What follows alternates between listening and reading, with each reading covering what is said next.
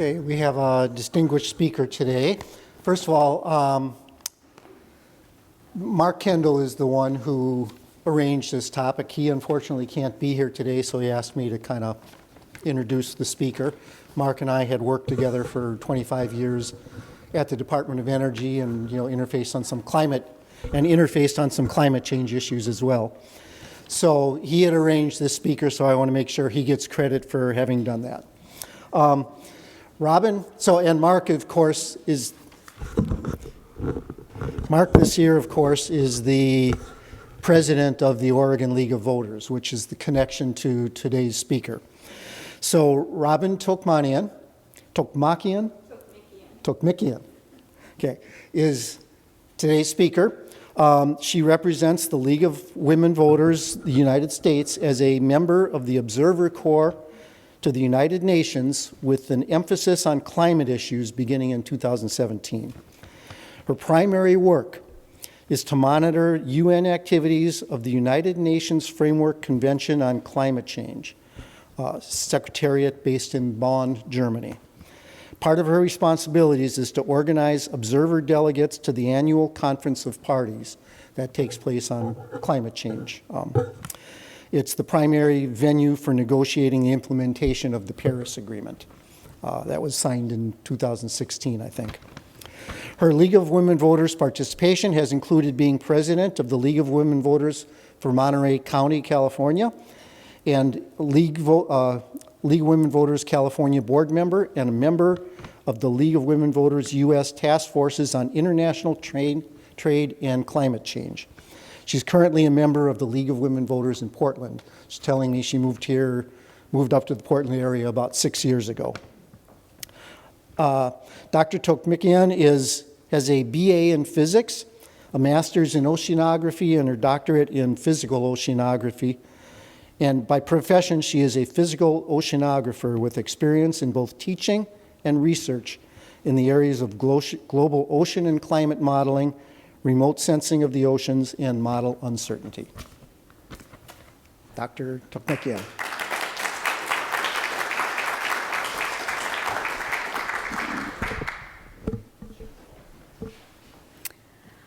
Thank you for inviting me to this and your interest in both the League of Women Voters and the UN. I'm delighted to share this information with you all.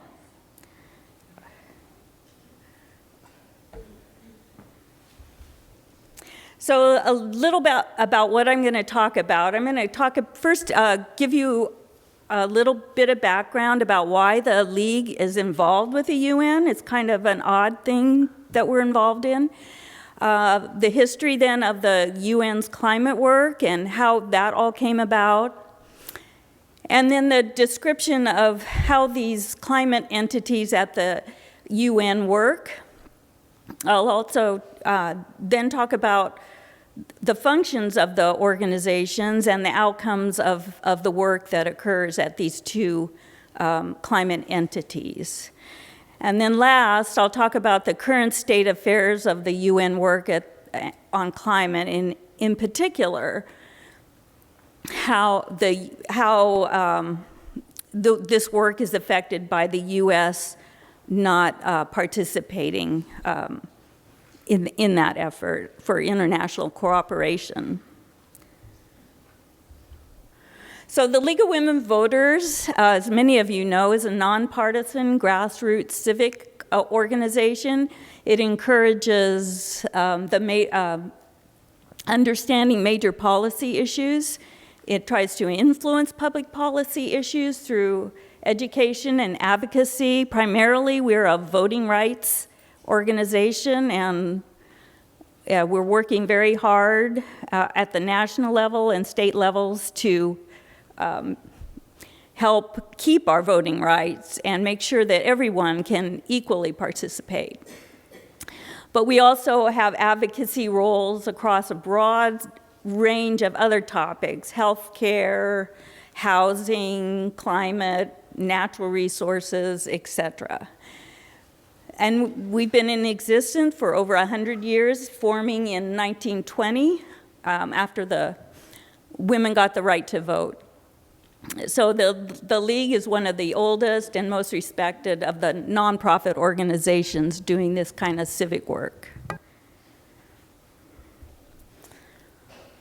So how did we get involved with the UN in the first place? Well, in 1945, when the UN was first talked about, President Truman came to the League, mostly because Eleanor Roosevelt was also involved in the League, and asked for the League's help in advocating for the creation of the United Nations. So we went around the country with our grassroots membership and encouraged people to support the creation of the UN for that year, and then we all know that it was created. So in the following year, the League was helped to also establish the Commission on the Status of Women. So the second year of the UN, a commission was set up specifically to address women's issues, and it's now known as UN Women. In 1948, Eleanor Roosevelt, who was the League's advocacy chair, was also chairing the UN's Human Rights Declaration Committee, so the committee that developed the Human Rights Declaration. So that's a very important role that the League was playing in developing that Human Rights Declaration, which is used as a basis for most, if not all, of the UN's work today. More recently, the League was involved in advocating for the inclusion of girls, specifically in the human rights work. And then the League also helped found the UNICEF's Working Group on Girls, and was one of the founders for the International Day of the Girl.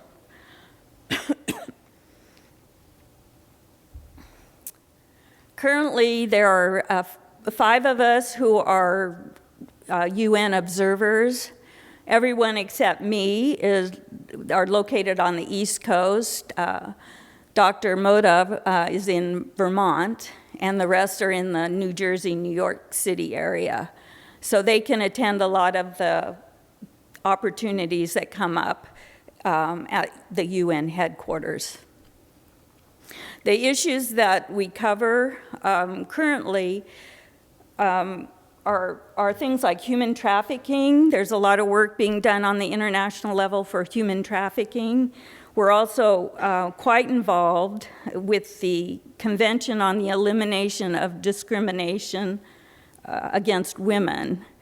And the leagues around the country are working to try to get cities in the U.S. to sign up to this convention and support the convention, because the U.S. government has been very reluctant to sign on to that agreement. And then we're also involved since the beginning in the UN Women's efforts.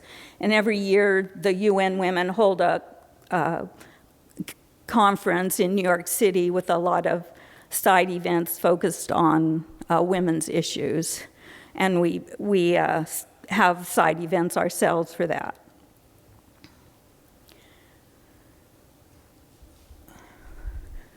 So I know this, you can't read this slide, and it wasn't meant for you to read, but I wanted to just put it up there to emphasize the large bureaucratic organization that is the UN. When I first started this work, I wasn't really aware that the breadth of things that covered the UN and the organization that I was familiar with, for example, the World Meteorology Organization, actually also falls under the UN system. And some of the international ocean organizations that I was also familiar with fall under the UN system.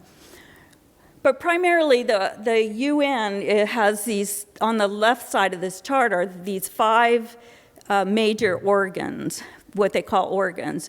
We have the General Assembly, and then the Security Council, and then the Economic and Social Commission, or they call it ESOSOC. The UN likes a lot of acronyms, so it takes sometimes a long time to learn these acronyms. So different bits of the UN are responsible for different things. And the League observing takes place within the General Assembly and also the Economic and Social Council. We have a permanent accreditation with the Economic and Social Council, and that allows us to have the ability to make statements, help influence policies easily in the areas that they're working on. So it was through this accreditation that the League also can then observe and get formal recognition at the areas that are covered by the climate. So in the under the General Assembly, there's certain things that fall under that. I think that UNICEF is under that. And you can see that there's a list of various sub things that are under the General Assembly, including UN Women.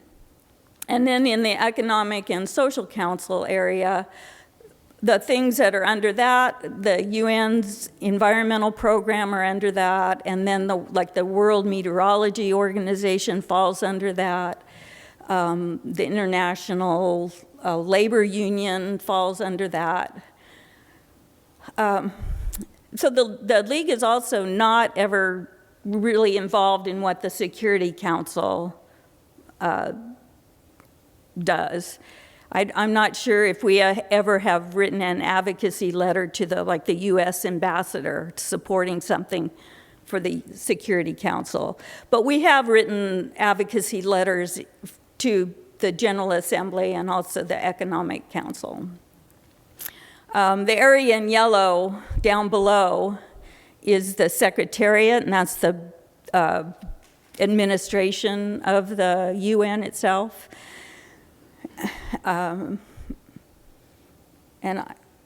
I think that's all I'll mention on this slide.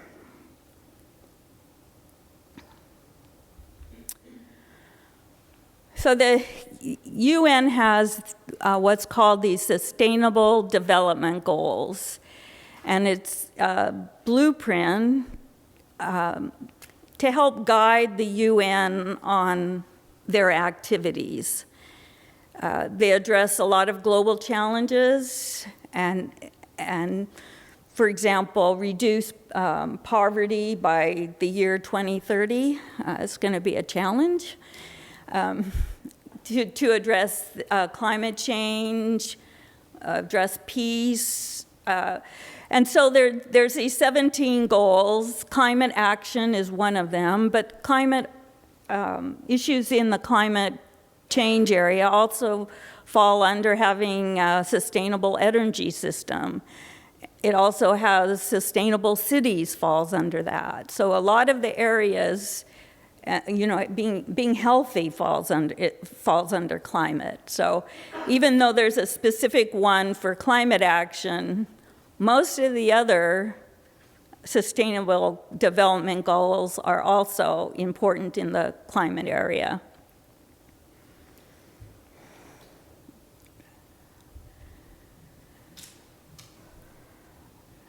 So I'm going to go on to the history of the climate work that occurs at the UN. So in 1988, there was a resolution that was proposed by the country of Malta to prepare a review and recommendations about the science of climate change. And this occurred because if you go back to that time, we were talking about the ozone hole in the atmosphere and how the UN had made sure internationally we were addressing that. There was a large drought in Sudan, and that also drove this. And so this resolution was prepared and voted upon and approved unanimously by the General Assembly in 1988. And as a result of that, what's called the International Panel on Climate Change, or the IPCC, was created. So this panel, that's made up of a set of international participants, is managed by both the World Meteorology Organization and the UN's Environment Program. So the World Meteorology Organization is an organization that manages the weather agencies around the world. So they're an organization that will manage the sharing of data across different countries so that the US's weather agency can use the data from satellites that are run by the European Union. They also will manage the sharing of the outputs of weather models so that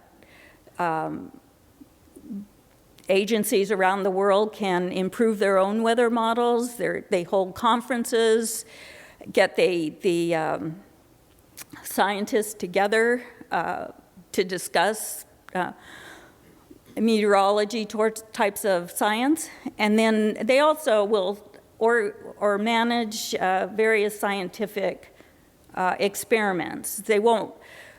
They'll get the scientists involved to run these experiments that are international. So they not only worry about the atmosphere, they also will manage oceanography types of experiments also, and the sharing of data from the ocean, because there's a tight couple between the two. And then the UN's Environment Program manages the logistics and things like that of the International Panel on Climate Change.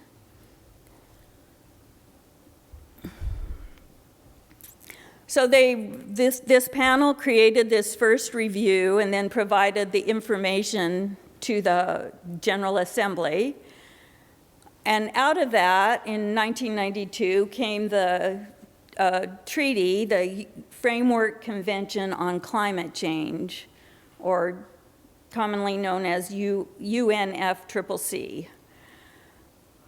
And it was initiated under a conference on the environment and development in 1992. So initially there was 154 countries who signed on to the treaty.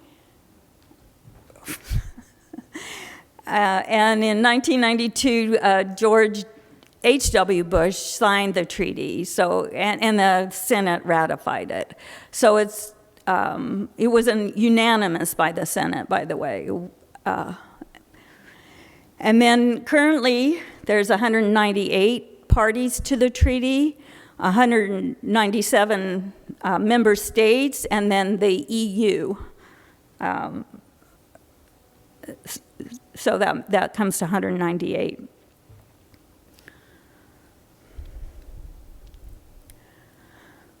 So what do these organizations do? The Intergovernmental Panel on Climate Change is the group that basically summarizes the science of our changing system, our changing climate, and it produces reports about every five years. They are not a group that does science, so they're reviewing the science and the published and reviewed papers that occurred from the last time they did the last study. So it's like updating the science that occurred 5 years previously.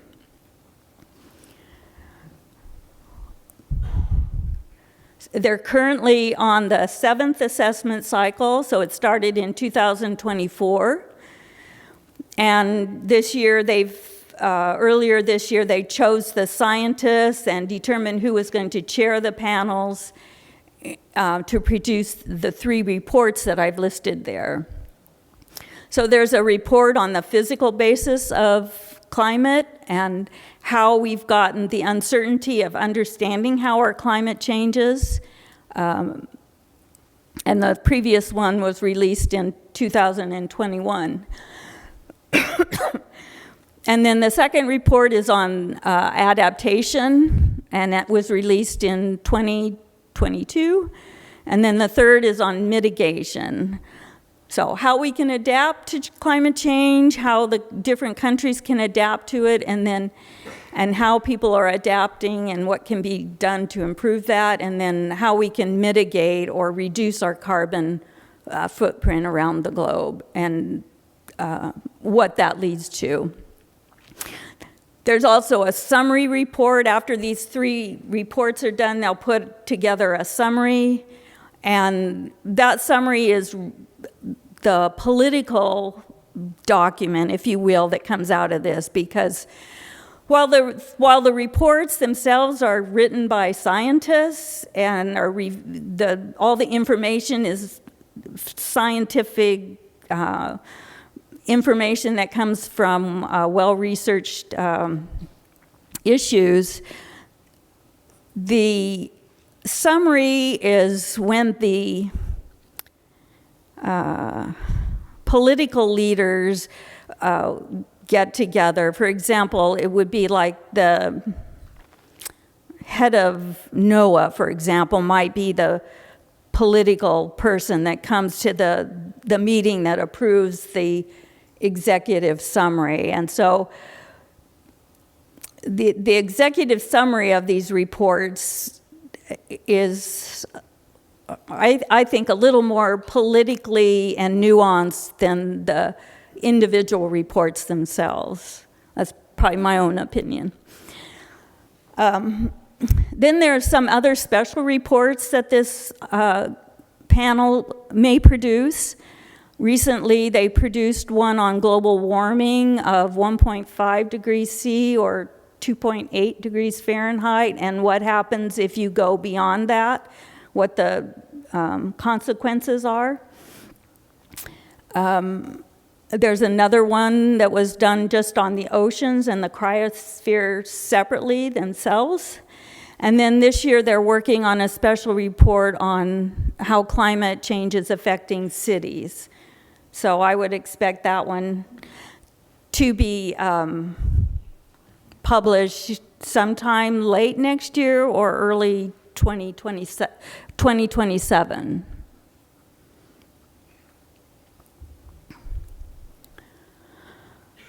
So this Intergovernmental Panel on Climate Change has these 3 working groups that I mentioned.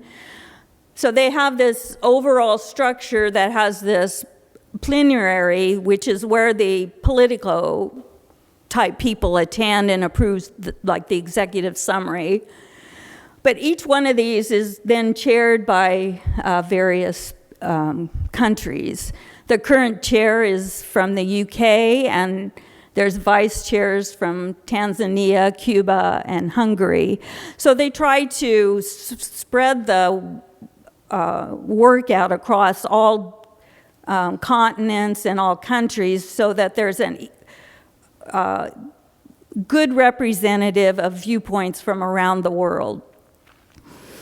The working groups, I've listed the countries that the chairs come. Oops.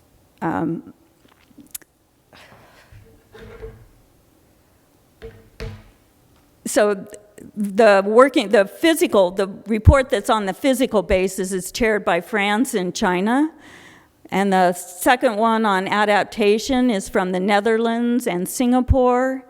And then the third one is chaired by the US and Malaysia. The person who chairs the third group, Catherine Calvin, is part of an organization called the Pacific Northwest National Laboratory, but she's based in Washington, D.C.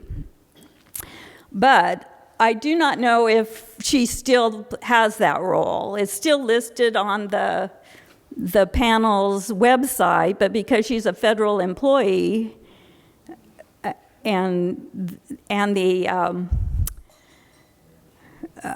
the state of the administration's work on climate has kind of stopped, I don't know if she still serves that role. So I'm waiting to see if there's an update to the website.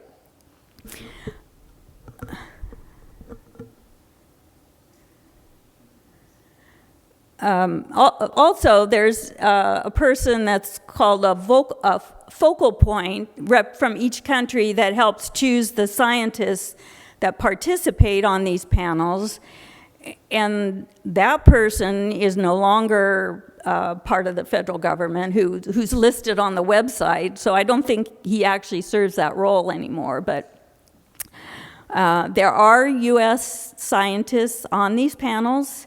They not necessarily have been nominated by the federal government because I, as an approved NGO to the IPCC, can also nominate people to serve as one of the scientists. So there's quite a number of U.S. scientists that are part of these panels.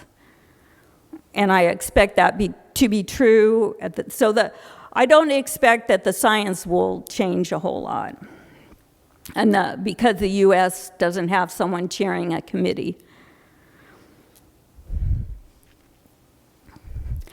So what about the second entity that deals with climate at the UN? The treaty itself, the Framework Convention on Climate Change. So every year there's what's called the Conference of the Parties, or COPs, and when you read the news articles on this, they always talk about these COPs that happen yearly. I just, as an aside, I want to say that the Conference of the Parties are not unique to climate issues. There are treaties that deal with biodiversity, seabed mining, plastics, etc. And all of these different treaties have these Conference of the Parties, or COPs, that occur every so often. So even though when we think of COP, it's mostly about climate.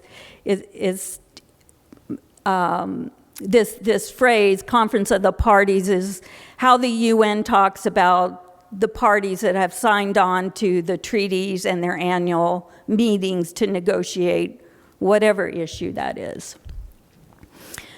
But for the climate work, this will be the 30th, I'm going to say year, but there's been some years that were skipped because of COVID. But it's the 30th time that they've met, and it will be held in Brazil this year, the second 2 weeks of November. Last year, the U.S. election fell right in the middle of the COP. So that produced a lot of interesting conversations, shall we say, in Azerbaijan, where it was held.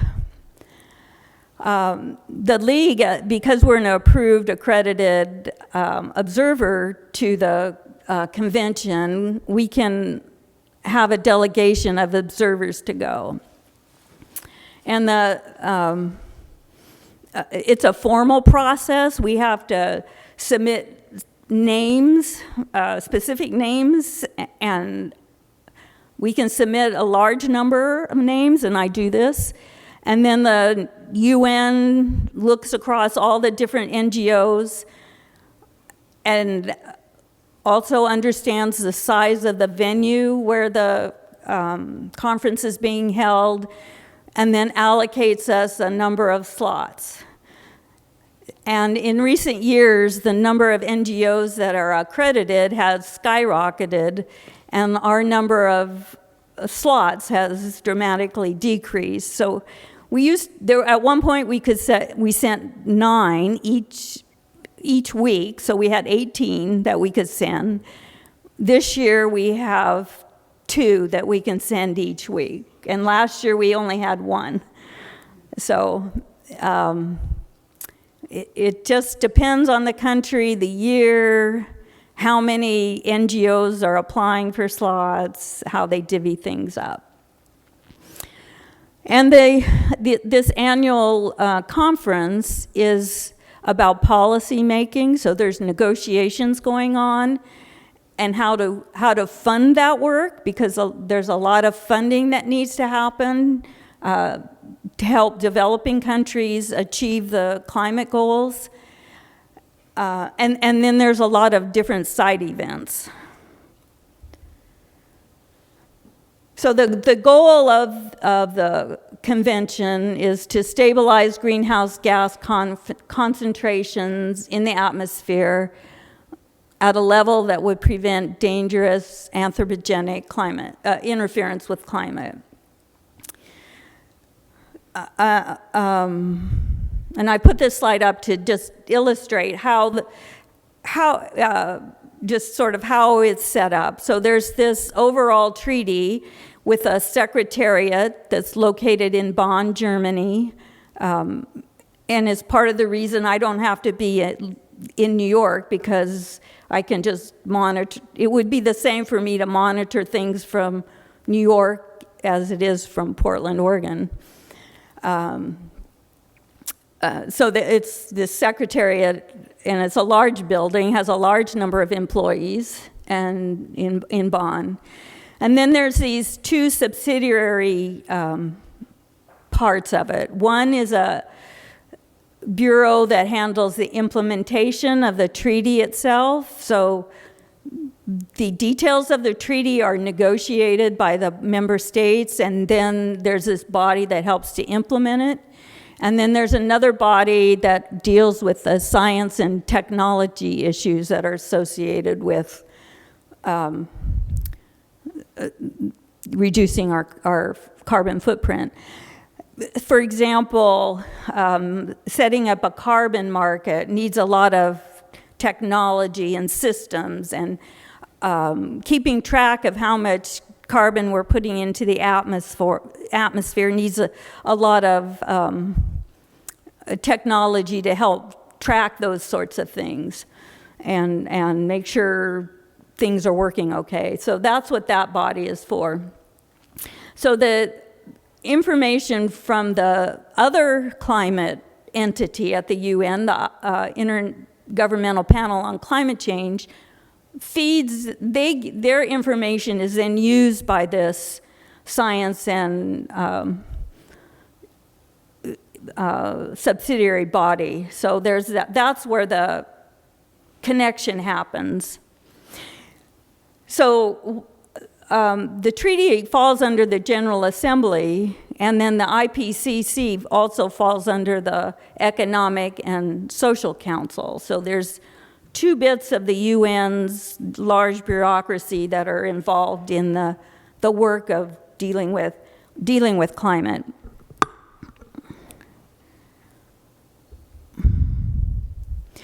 But there's also a lot of other things that fall underneath these permanent entities of the UNFCCC. There's bodies that deal with the Paris Agreement itself. There's committees that deal with financing. There's one that deals with adaptation and the details of that sort of thing. And these groups that are underneath come and go with what's being discussed and how it's being implemented and how things are changing. So currently, during the negotiations, there's these 5 different areas that you'll see negotiators participate in. One is issues that are just dealt at the very high level of the COP. So it's the number after it is the number of years that they've met. And then there's the second one is the bit of the treaty that deals with the Kyoto Protocol. So in 1997, the negotiators set up the Kyoto Protocol, which is basically a carbon trading system to help guide the countries in reducing their carbon footprint. And it is slowly disappearing. So when the Paris Agreement is put fully in place, the bit that deals with the Kyoto Protocol will go away. So there were a lot of things wrong with the Kyoto Protocol. It didn't really work very well. There was carbon trading where they called double counting, because sometimes you'd say you're trading it here and also over here, and things weren't always done right, and there were issues basically with it. So they're trying to improve that then with the Paris Agreement, which was signed in 2015. So why do we call this the Kyoto Protocol and then the Paris Agreement? And the names get attached because that's where the conference of the parties were held the year that those things were decided. So if anything comes out of Brazil this year, it'll have a Berlin something after it, the name of it. So the conference was in Paris in 2015, and so that's why we call it the Paris Agreement. And there's different issues that fall under the two formal subsidiary bodies. And if you notice, the number after those two bodies is, they're 63, so they've met twice as often as the overall convention. So they meet in June in Bonn, Germany, always, as well as at the convention. So the June meeting of the parties is basically to set the agenda and get some easy issues off the table before they have the big convention in whatever city is hosting it that year.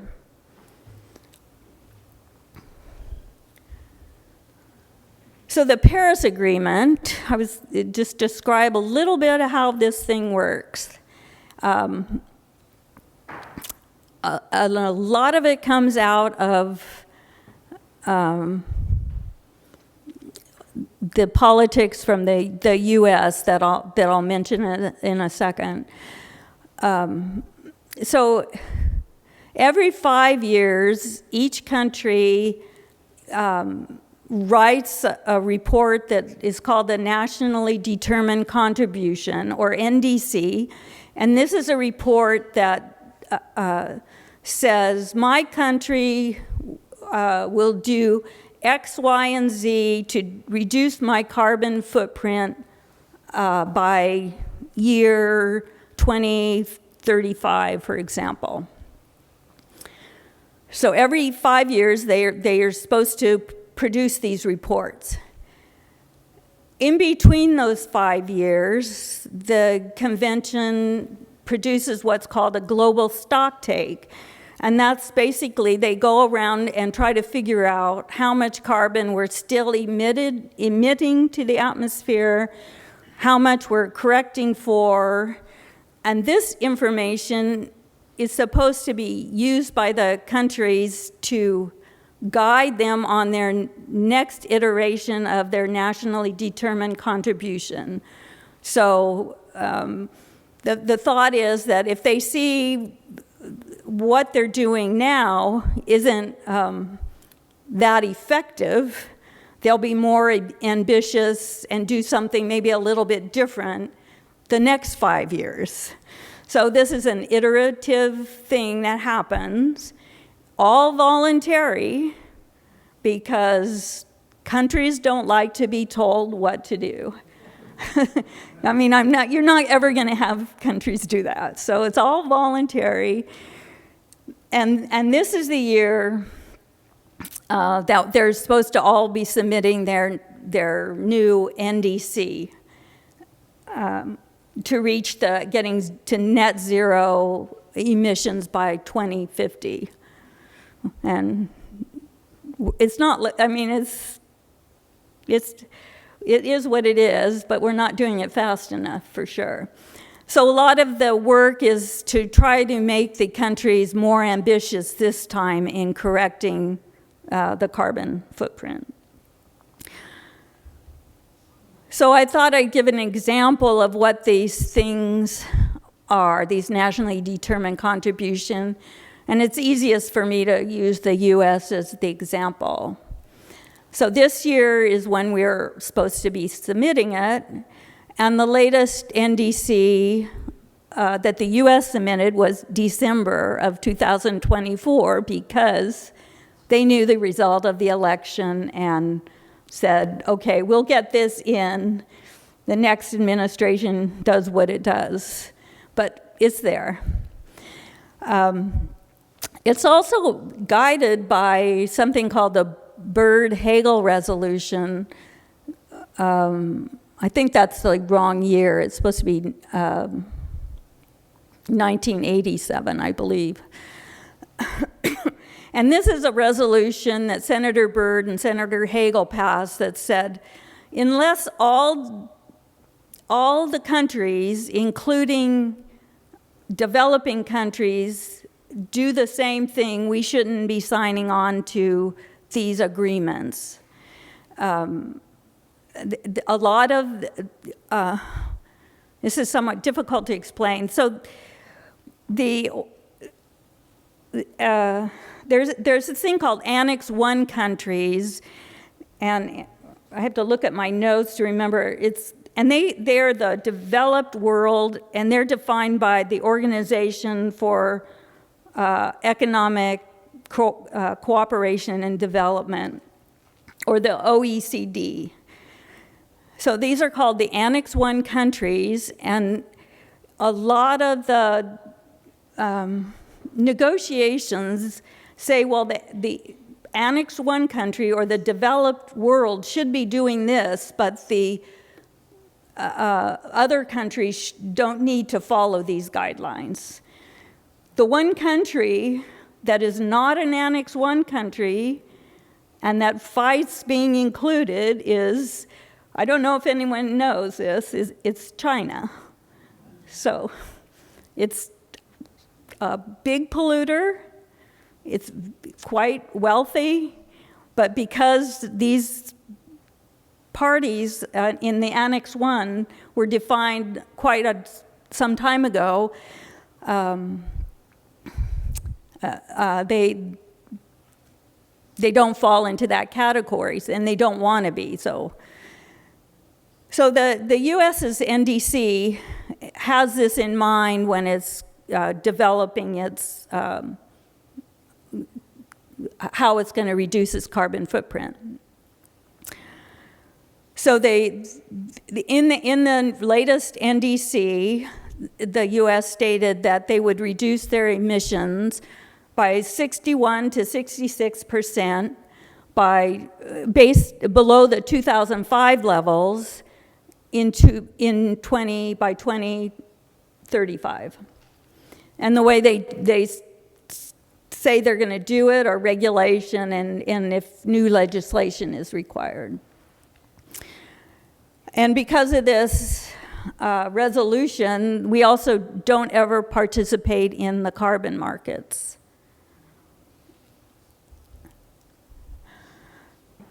So this is from the previous NDC that the U.S. had, but it's still valid. So there's various laws in place, the Clean Air Act, the Energy Policy Act, and then the Energy Independence and Security Act that can be used to address various ways to reduce our emissions. For example, fuel efficiency in cars, building sector emissions, etc. And so these regulations, which are now being gutted, and the League has been involved in trying to fight this, but it's probably tilting at windmills.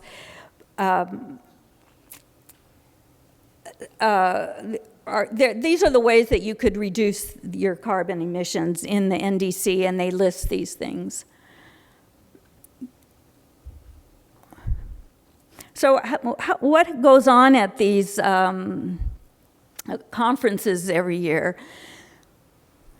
So there's two areas. One is the UN space, which is a space that only accredited individuals can go into. So when I mentioned that we have these delegates were allowed, those are accredited, so they can go into this UN space.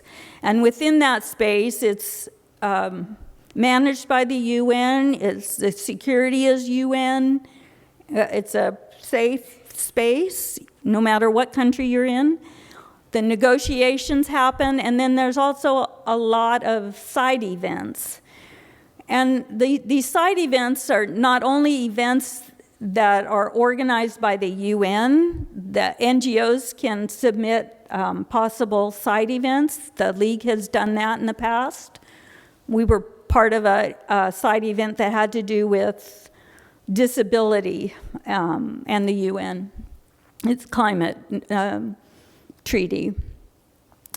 But there's also, within this side event area, are large pavilions that are managed by countries or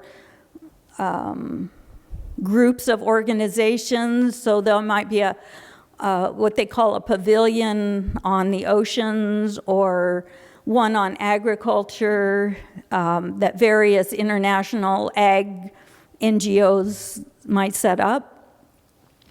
And within each of these, what they call pavilions are like small lecture spaces with panel discussions.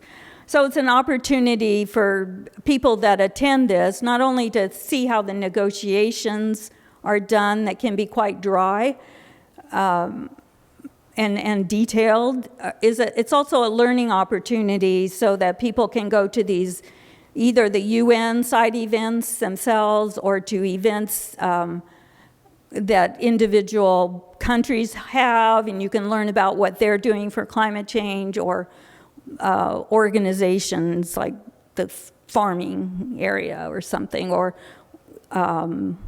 groups that are worried about glaciers or the cryosphere.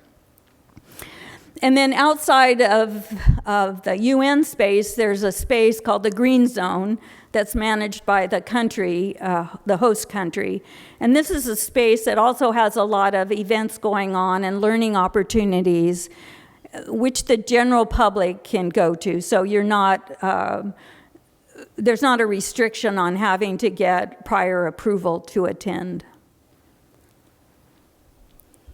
And it also gets the community, the country, more involved in what's going on with it. So I expect in the green zone this year, because it's being held at the mouth of the Amazon, there'll be a lot of things related to making sure the Amazon is taken care of. So back to the negotiations, 198 entities is a very difficult number, a very large number to have negotiations, and you can't really negotiate with that many countries. So the countries, and this happens for all the different treaty type things, they have these groups of countries that form that play a dominant role in the negotiation space. For example, in the listed in bold, I've put some of the ones that are more vocal. Being vocal doesn't mean you always get your way, for sure, but you do get heard. So there's a group of member states that are from small islands. They've become increasingly vocal, and because it's been becoming more and more important that we do something about our climate, and they get up there in the negotiating space and tell people what's happening in their country. And so they have a spokesperson that represents all those entities. Then there's the Arab states. They're heavily involved when it comes to making sure there's a just transition, that the fossil fuel workers get treated correctly. They also fight a lot of the language that has to relate to gender and women's issues, unfortunately. And so there's a group, I don't know where they came up, called the like-minded group, which is some countries from around the globe, but I guess they at one point decided to get together and have this country group. And I'm not quite sure what the process is to get recognized as a country group, but they come and go. The U.S. is part of what's called the umbrella group, which is mostly developed countries. And then there's also EU. I didn't put EU up here, I forgot that, but there's also the EU as a country group itself. The U.S. normally just speaks for itself, and most of the countries within that umbrella group mostly speak just for themselves. They don't, on rare occasions, they'll speak as the umbrella group. So in the negotiating space, when this happens, the chair will allow speakers from these groups first to make their points, because they're representing a large number of countries, so they'll make their points first. Then they'll allow individual countries to state their point of view on whatever topic is being discussed, or a little bit of text.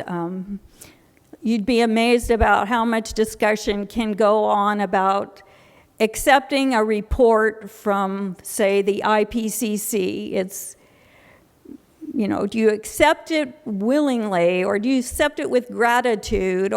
And there'll be long discussions on this sort of thing. And it's like, really?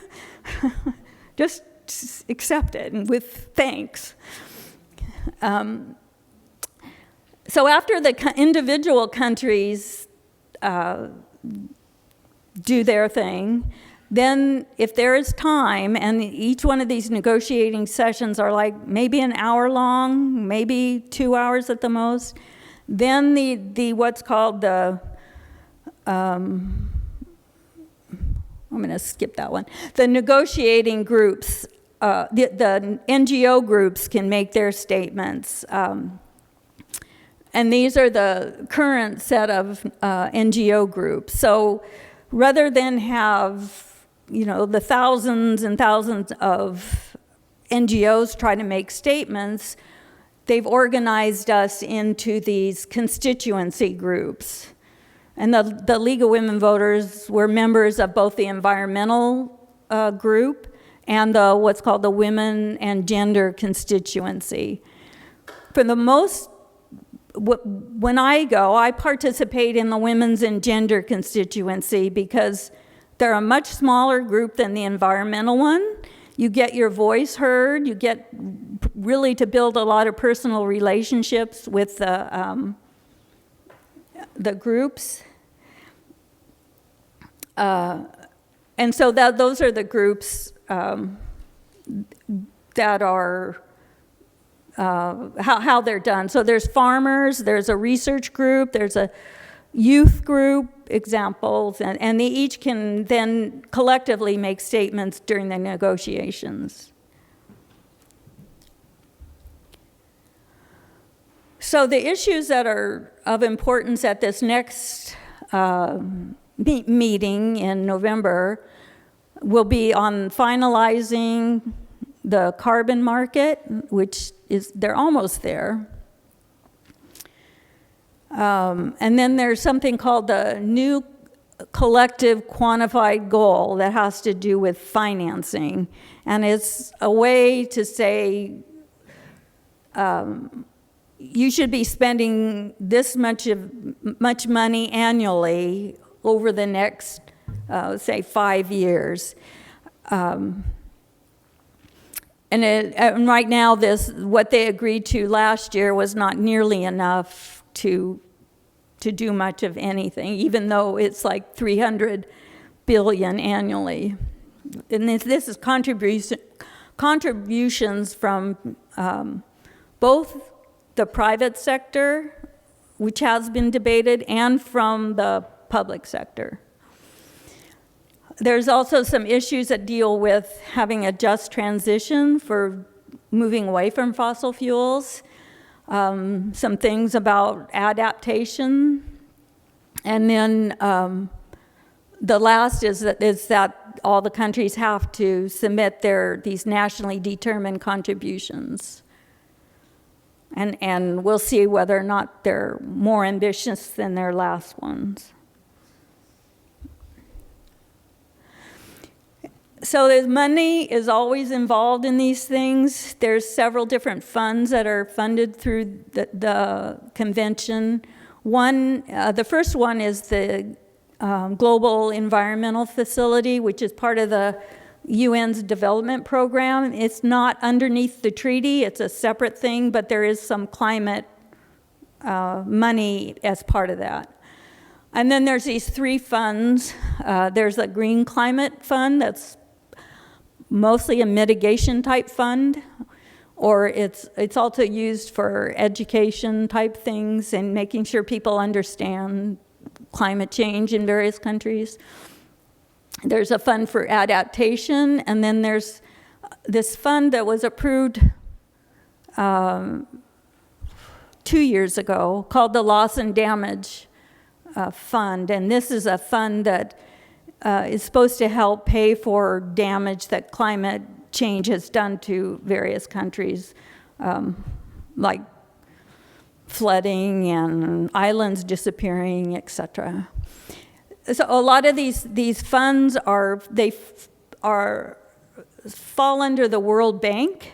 They're not part of the World Bank, but because the bank has a lot of expertise in funding things, they fall underneath that but they have an individual advisory committee and that the member states approve of, that they try to represent various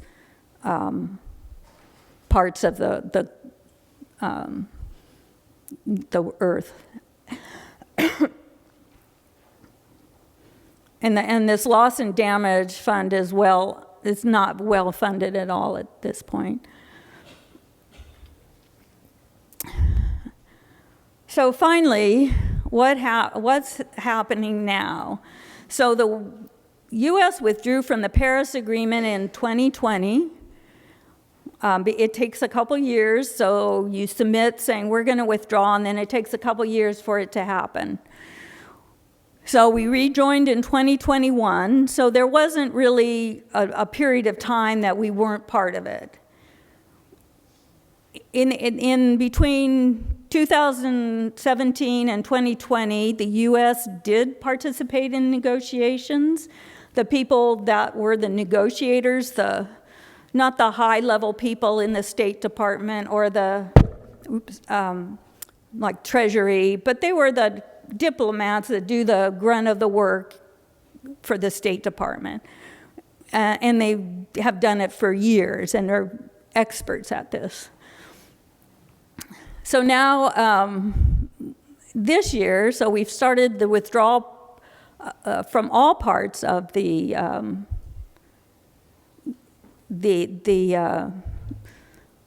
UNFCCC, and the link there is for the actual executive order from the president. So there's three parts. Do you want to take a break? Is that it? Oh, okay. Are you done answering questions and answers, or are you continuing the next? Well, I have a little bit more here, not much, but. Let's finish it and then take Q&A after the break. Okay.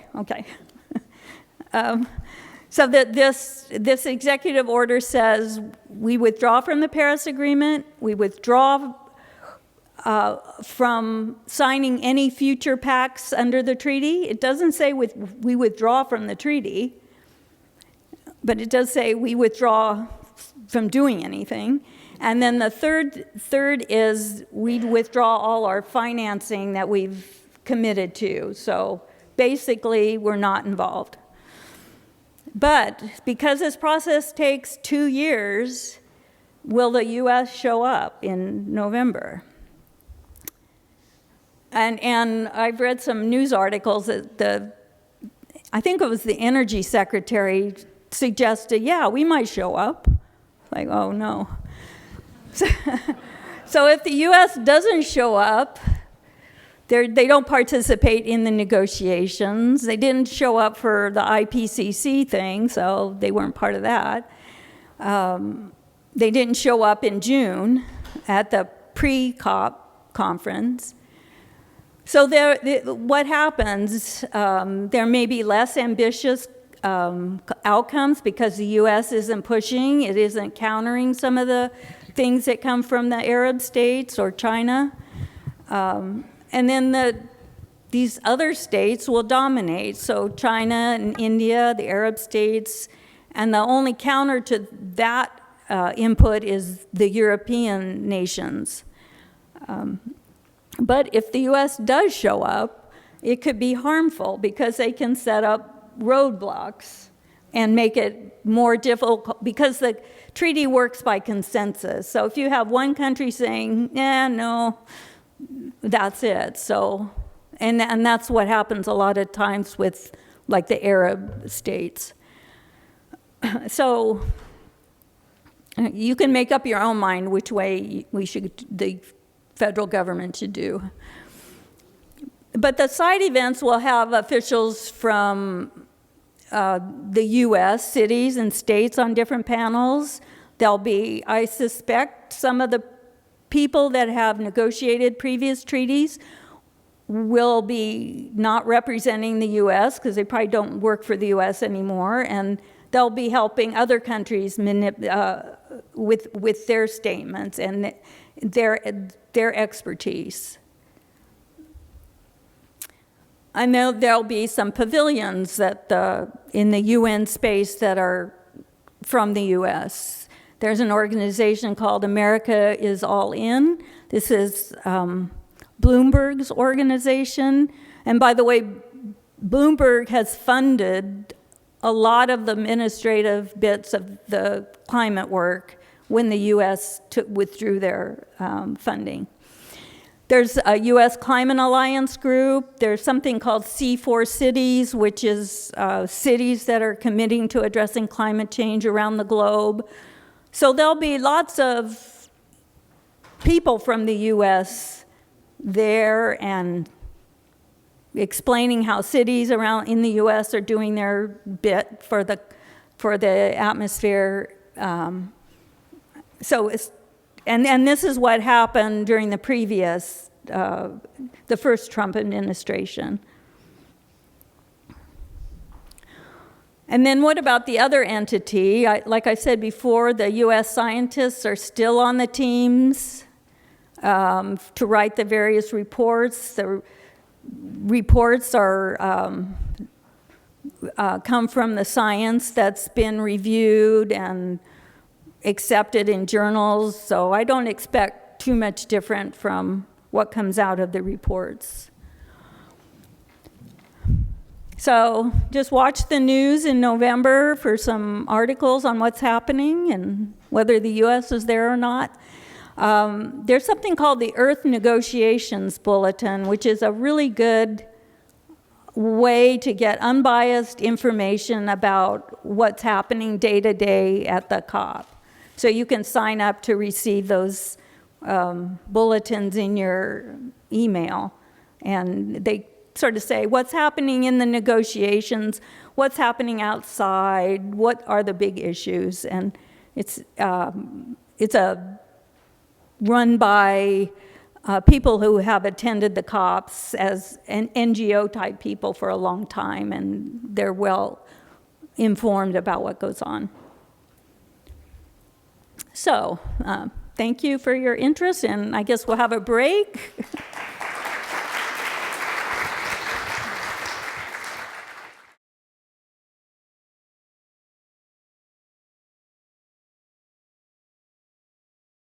we'll take some Q&A right now.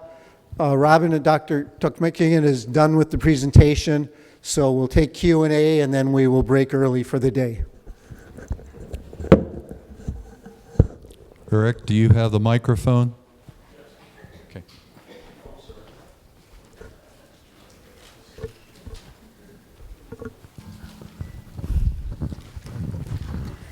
Hi, my name is Ann. Thank you for being here today. We're a large group of pretty active seniors. What can we do for the League of Women Voters or for the UN Association to help strengthen climate action in the world?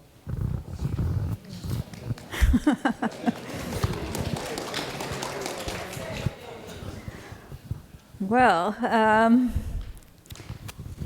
participate in local things at your local league and make sure your local league is doing the things to put in place. I don't know if Marion County or Salem has a climate action plan. Huh? The city does? Oh, okay. Well, just support that and make sure it gets implemented. I mean, being in Oregon, we're pretty good about things in addressing climate issues. So other things that you could do is to make sure that the National League is addressing climate issues. The National League is currently responding to various proposed rule changes at the Clean Air Act. For example, there's a proposal about not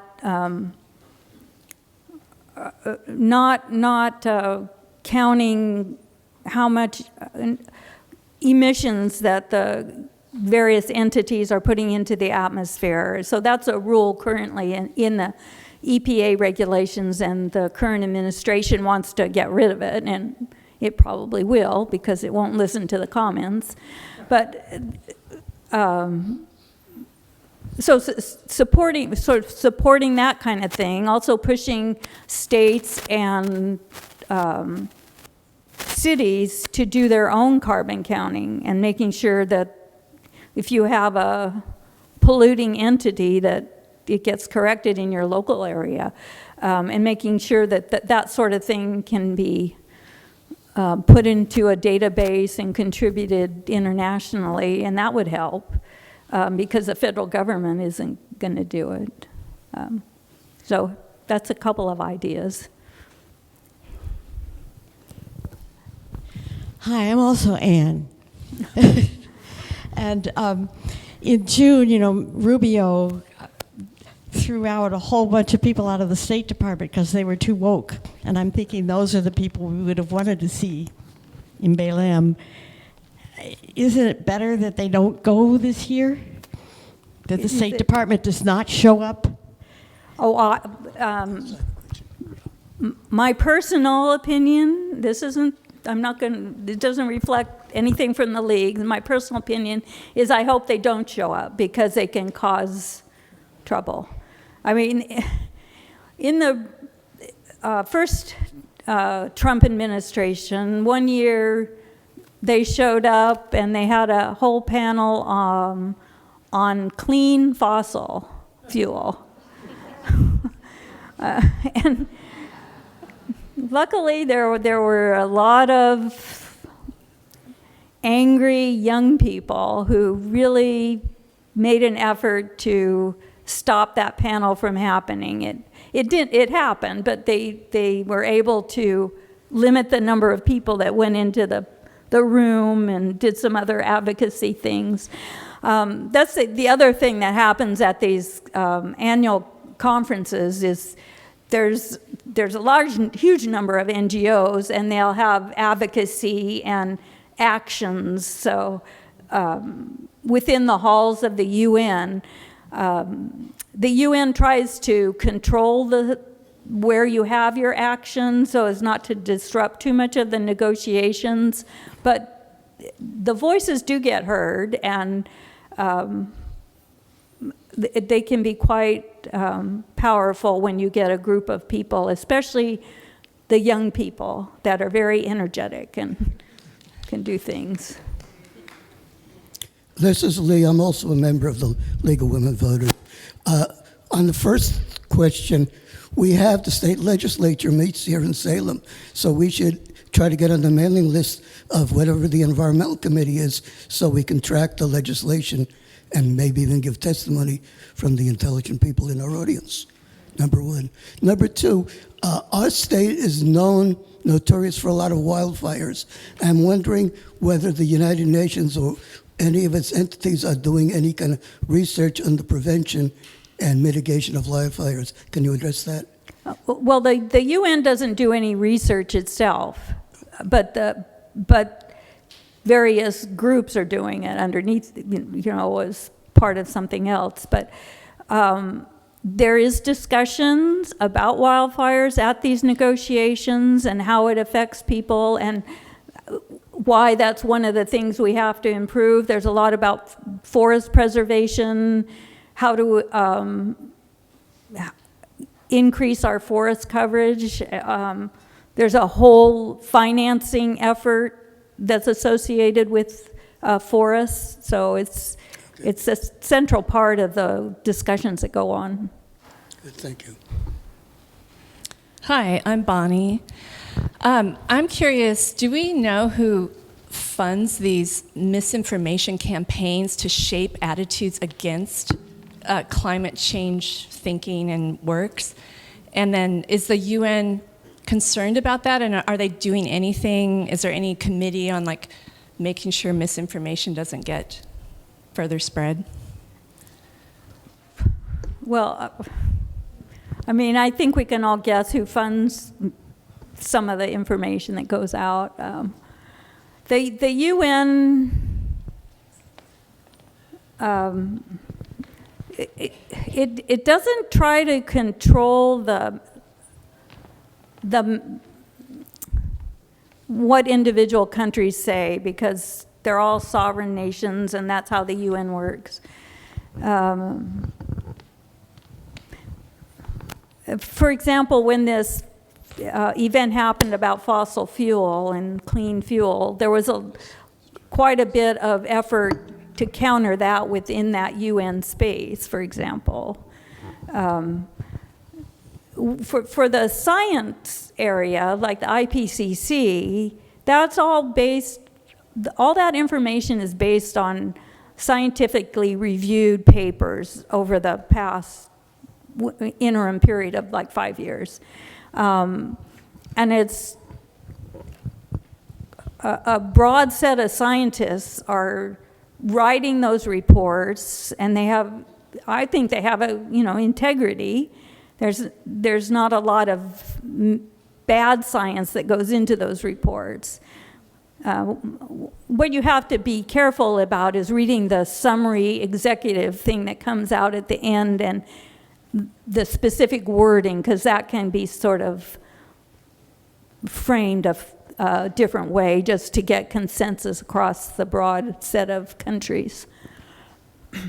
But those science reports are well documented. They're not only written by scientists, they're reviewed by scientists. And if some bad science, if you had one scientific paper in there that was in some sort of obscure journal that counteracted everything else, for example, there was a report that came out of the Energy Department this year that was the basis for it to change some of the rules at the EPA. That paper had some rather odd papers cited. They were valid papers, but they were sort of taken out of context. And also it was just like one paper, and then they used that information, and there was no review of that report to say, Well, there has been a review now, but it's been reviewed by people outside the government, not within it. And then the panel that wrote that paper has been disbanded, so they can't even comment on the people's comments on the paper. So that sort of thing isn't happening with the IPCC set of reports that come out. So I think you can be pretty sure that those reports are pretty good, and they may be underrepresenting the actual science, because science moves so fast compared to the stuff they're reviewing.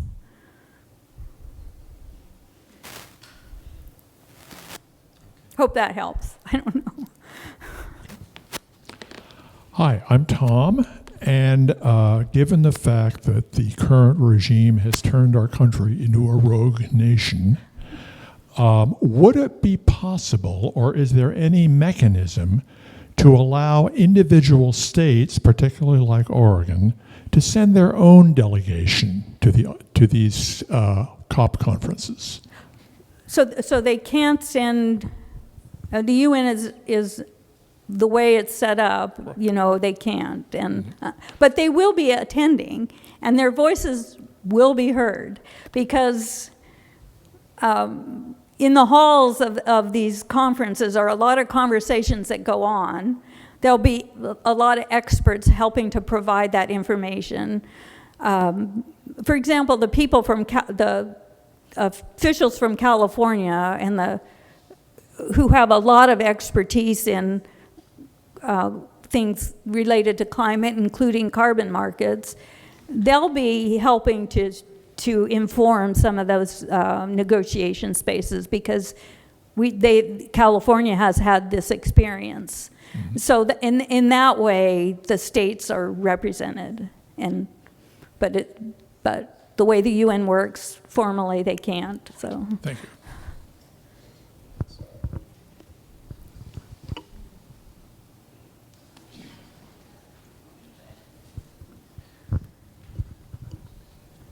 Just to clarify, you say everybody knows who's funding these misinformation. Can you say who you think is the primary driver? Is it like China, the Arab states? Is it just Texas, as someone back here mentioned? Yeah. I mean, we'll just say fossil fuel companies are doing it. Internationally as well? Well, because I think most fossil fuel companies are international, Chevron and every. There's some companies that have been trying to move towards renewables and aren't so vocal on things, but all has to do with money, of course, and so it affects things. I mean, I don't know if car companies are funding things, but I suppose they could be. But I think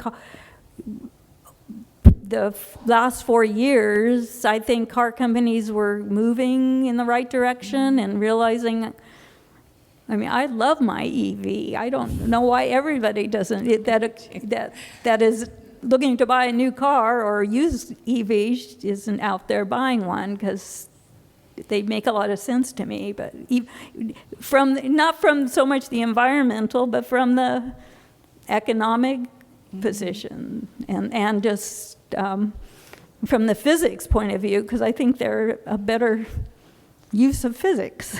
So, just a quick follow-up is the same thing happening in other countries?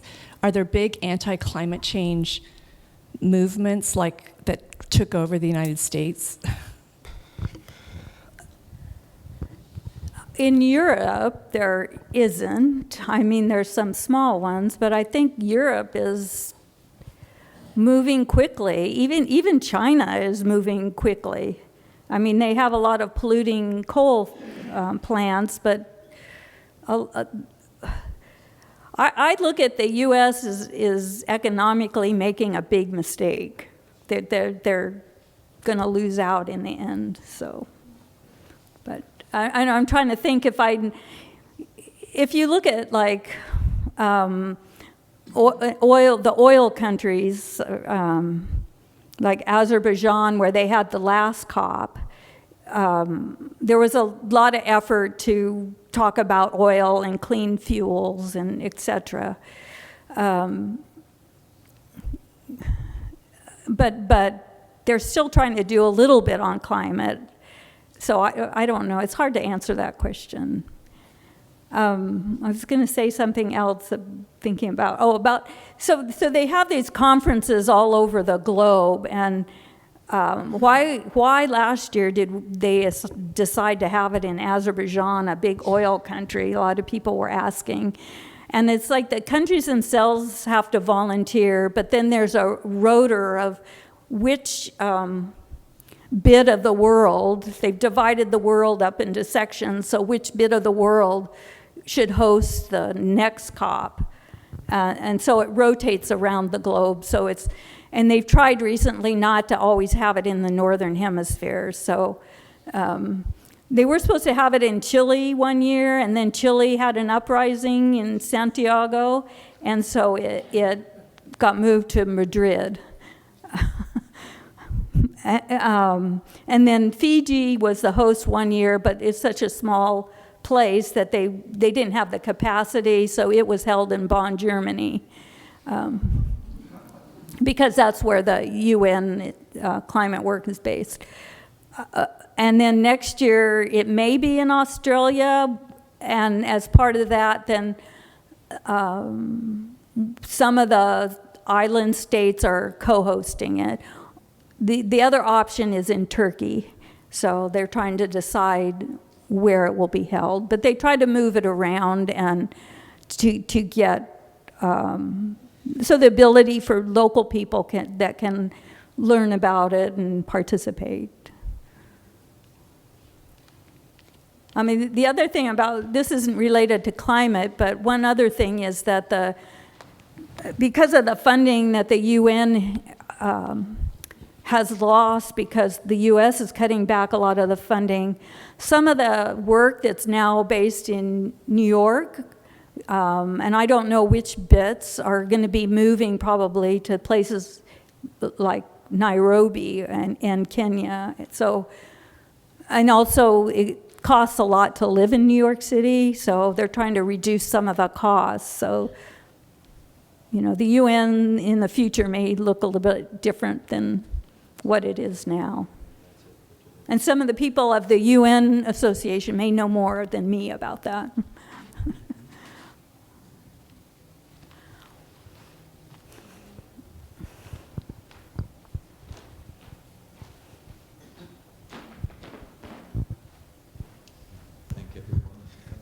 Yep. I guess that'll be it. Any more questions? And otherwise, we'll go ahead and break for the day. Oh, one more question? Absolutely. I am not, so. Question was, is she going to Brazil? I'm For the not next meeting. going to Brazil. It's very expensive, used a lot of carbon. There were 4 other people that really wanted to go who hadn't been, and we only have 2 slots each week. And I can watch it virtually, and I know what I'm interested in, and so I pay most attention to the negotiations, and I can watch those virtually.